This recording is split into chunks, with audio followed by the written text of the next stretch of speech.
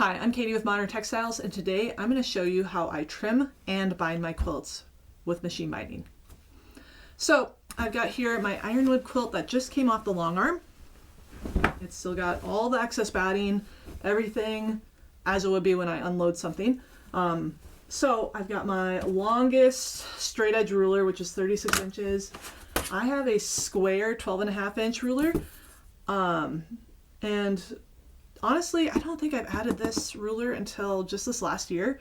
I'm pretty minimalistic when it comes to all the notions I keep, the tools I keep here in my sewing space, just because I don't have a lot of room. And also, I'm just not big on spending on something unless I'm going to use it quite a bit. So I would say if you are a hobby sewer, you probably don't need this big of a ruler. I think I also snapped it up when it was on super sale with a coupon at Joann's. So I'd say if you got a good coupon, if it's a steal of a deal, or if it's at an estate sale, something like that, grab one. But there's no need to grab and have millions of rulers unless you're really going to be trimming quilts and doing quilts multiple times, many multiple times over a year. So this is the Ironwood Quilt pattern from Hold My Seam Ripper. It was a fun pattern to put together, and I think I used a bunch of fat quarters. One might have been a fat quarter bundle from Robert Kaufman that have like these fun plaids. Yeah, I think it was Elizabeth Hartman's like coordinating palette in her like greens. So that's where you can find that. This is a Figo fabric. This happened to just be in my stash, and I thought, I know it's a bit brighter blue than the rest of the muted tones in the top, but with the trees, I thought it'd be a fun pairing, a nice little contrast there without being too out of left field. So the first thing I like to do, which I got this backwards now for me, is I like to get this excess batting off first. That's gonna be the first part I trim up. That way I'm wrestling less than I need to. So keep this off to the side, and I just find the first corner and go from there. I don't have a big space that I can lay quilts out and trim, so I really have to trim out a tabletop, and I'm sure there's a lot of us that are in the same boat. So I have my biggest cutting mat underneath the quilt here. I make sure that my backing fabric is not folded underneath the quilt, because I like to keep all that for scrap quilts or for binding. And then I'm going to go ahead and use my big square ruler and just find where it lines up perfectly first, and then take my super long ruler and get it in line. So I match the two acrylics together, and then I follow to see what's going to make sure I trim the least amount of fabric off, but making sure I don't have any gaps in my quilt top. All right. And then I'm just making sure I can feel, here's the edge of my mat. I don't want to cut off that, so like I just did there. And then what I go ahead and do is I just get this part trimmed straight across. All right. Now, moving on to the next corner. Set that there. I think this is the twin size of the pattern, so it's a bit bigger than most. All right, once again, grabbing my square ruler, going ahead, finding it line up on the outside. I'm just gonna trim off a little bit up there, but I'm still keeping the 1/4 inch for my points, which is important, so that way I'm not cutting off my flying geese. And then I'm gonna go ahead, match my acrylics up, and then wind up where I left off here. Oops.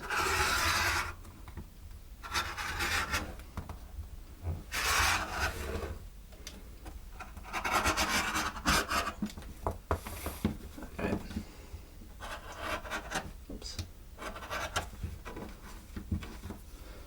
All right, I'm gonna let this, make sure I get my quilt out of there. Let that drop off. So one less thing to wrestle with. And then I'm just going to keep making my way around the quilt. Some of you may be wondering, do you square up your quilts? I would say for the most part, I square up my quilts as I am making all the blocks. And then that way I know for sure when it's assembled, it's good. And then when I long arm quilt, I square up my quilts on the frame as I'm quilting them. So really, when it gets to this point, because I don't have the space to truly square them up, lay them flat, you know, measure the diagonals, do all that stuff, I'm going off of, you know, I've squared it up as much as I can throughout the whole process. And I would say, never say never, but I've never entered or had the desire to enter a quilt into a quilt show. So really, if it's not square by now, it's not going to bother me. We use our quilts for, you know, using them on the couch, things like that. If it's important for you to have them squared up perfectly, by all means, make sure you make that a priority for yourself. But for some of us, it's just not a priority. For me, it's not a priority. So, but like I said, I make sure to square as I'm assembling the quilt top, and then as well while I'm on the quilt frame, I'm squaring up as I go, and that way I'm doing the best I can with what I got. So now that we are fully trimmed out, I'm going to go ahead, and the next thing I'm going to do is go ahead and make my binding. So lucky for me, I just checked in my kind of excess binding bin. So anytime I am making 2.5 inch width of fabric cuts and I have extras, I toss them into a certain bin, so that way it's easier for down the road, like times like this. And I actually have enough binding strips to make the binding for this quilt. So it's just a gray, I think maybe steel in Bella Solids, or maybe graphite, I can't recall exactly, but I'm gonna go ahead and start sewing that. So first things first, when I'm sewing my binding, everyone does it a little different, right? And especially if you have a certain pattern you're trying to maintain, maybe it's striped binding, you might do end-to-end binding to keep those stripes going. I typically, for the most part, will always do a diagonal binding when I join. So that way I trim off the selvages as I'm going. I like to go ahead, and these are solid pieces, right? So for me, the easiest way to know right side of the fabric is whenever they bolt up fabric, they always put the right side facing out, right? So typically the fold in your width of fabric is going to be sticking up, and that's your right side. So when I've got them on my lap, this is like how I always pull together my binding, is I have the stack of binding on my lap, and then that way I know it's always coming off my lap in a certain way. So right now I've got my binding facing up, and now my binding is facing right side up as well on my lap. So when I pull it up, I make sure right sides go together. I keep the raw edge of my cut right along the selvage there. And then I try to do the exact same, so that way I'm losing as minimal fabric as needed. And I use this Cluck Cluck Sew seam tape, so I don't have to mark my 45 every single time. I just make sure that my corner piece right here, where the two join together, are right on that red diagonal. I just chain piece my binding together. So once again, as you can see, so I picked it up off my lap. I've got that fold facing up, so I know it's right sides up, and then go ahead and repeat. And that way I just know that I'm gonna always have the right sides together. So when it's facing out, it'll be right side showing on the full binding. All right, now that I have my chain piece binding, I'm just gonna go ahead and unchain them, if you will.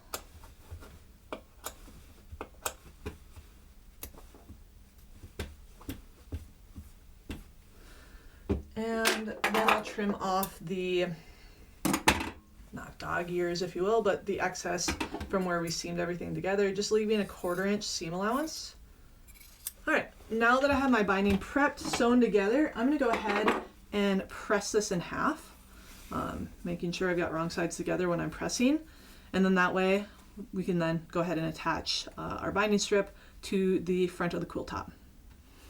All right, now I have all my binding strips combined, iron, pressed, all that good stuff. I'm gonna go ahead and start attaching it to the front of our quilt. So the big thing for me is when I attach my quilt binding to the front is I try to hold it down maybe probably about 2 feet, and I leave just a tail, so that way when I start, I've got room to work with when I combine the two ends together. And if you're wondering, I'm going to be using my little handy dandy seam guide. Once again, I run an analog machine, so having a magnetic seam guide is just fine. I don't have any issues with it, but definitely check out your user manual with your own machine, especially if you have all the nice digitization. You want to make sure it's just going to not mess up with your motherboard, things like that. So I'll set my seam guide to the 1/4 inch seam allowance, and I'll attach to the front. And then I'll show you guys what I do when I combine the two tails together. All right, I have gotten to the corner, the first corner of this quilt. So just to get that perfect miter edge, so you've got your binding, I'm holding it straight. I'm just gonna put my finger in the corner there and then fold up. So that way the raw edge of the binding is in line with the raw edge of the quilt there. And it makes a nice 45-degree fold in line with the point of the quilt. And I bring that back down. So that way the raw edge is on top of the raw edge of the quilt now. And I don't have any excess of my binding poking out above or outside the quilt edge. It's just going to be perfectly in line with what we just attached. And once we have that mitered edge, I like to just start my first stitch right in line with that 1/4 inch seam that we had previously stitched. So I come in 1/4 inch, and then that's when I start stitching the new seam for the binding. Now's the time that I'm going to go ahead and join my two ends of the binding together. Just a really simple trick I like to show you. So if you have a selvage end on your first tail, go ahead and trim that off. And then if you have, by chance, just a cutoff of binding from a previous project or even a 2.5 inch ruler, whatever works for you, just go ahead and line that up with your original tail end that you had attached, the first one you attach, and then bring over the second tail end over that, and where the binding is, that's where you'll want to go ahead and cut your binding.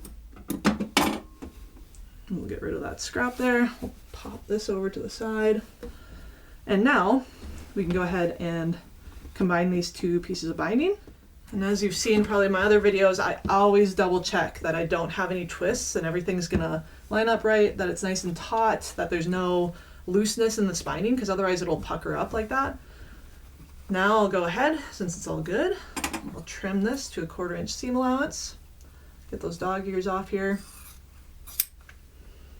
And then I just like to finger press at this moment. I'm not gonna drag the quilt over to the pressing station. All right. And then finish attaching to the front of the quilt with that 1/4 inch seam allowance, and then we'll move on to binding the back. Now I've moved on to the back of the quilt.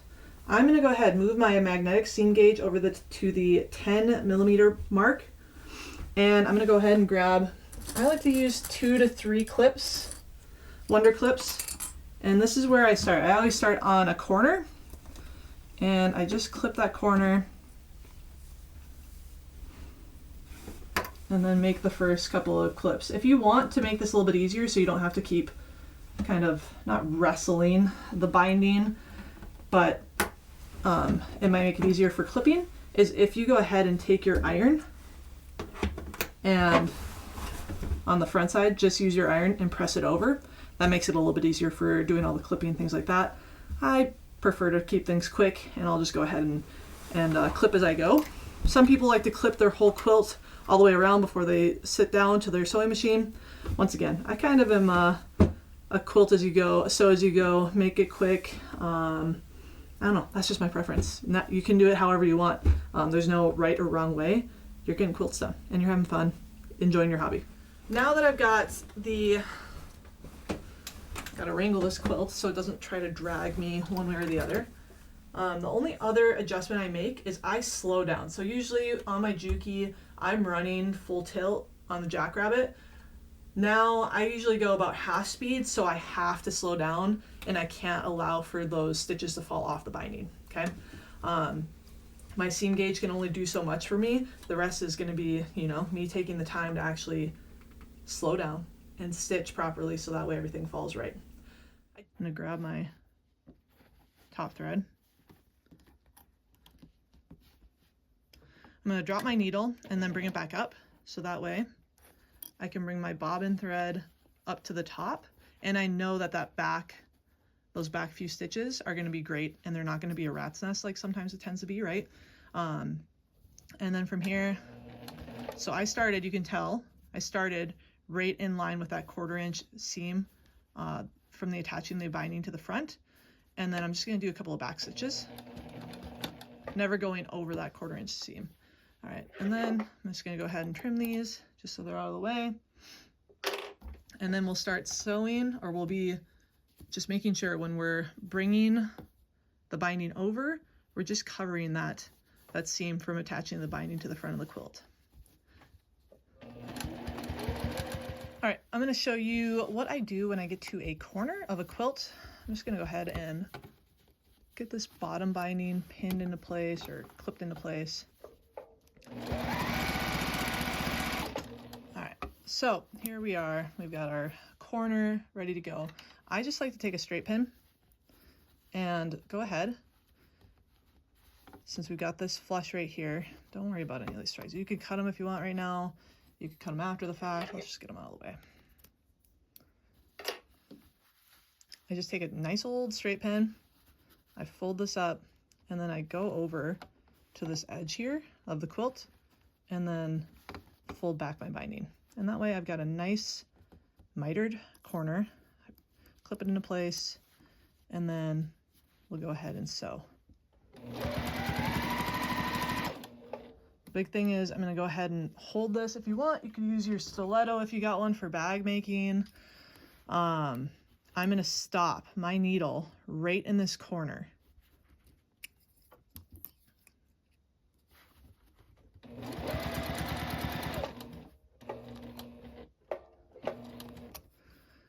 And now I'll take that pin out. Go ahead and turn my quilt without knocking the camera, hopefully. All right, and then sew down to this little point here.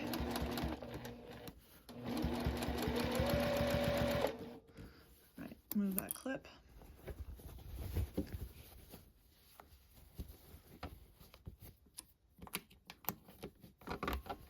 And we'll continue sewing on.